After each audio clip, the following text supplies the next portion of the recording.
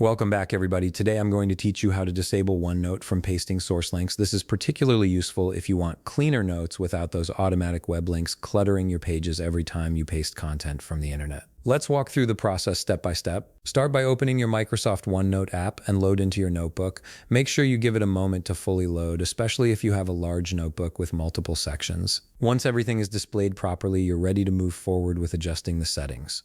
Now, to disable OneNote from pasting source links, you'll need to access your File menu. Click on the File tab located on the top part of your screen where all your tools and menus are positioned. Once you click it, the menu will expand, revealing several options for managing your notebook and settings.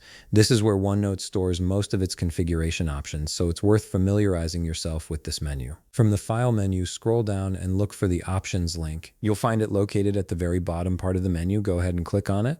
Once clicked, an Options window will appear on your screen.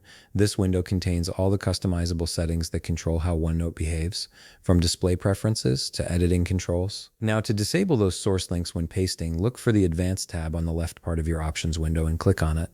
This section contains more detailed settings that affect how OneNote handles your content. Under the Editing section, you'll see a checkbox labeled Include Link to Source when pasting from the web. This is the setting responsible for automatically adding those web links whenever you paste content.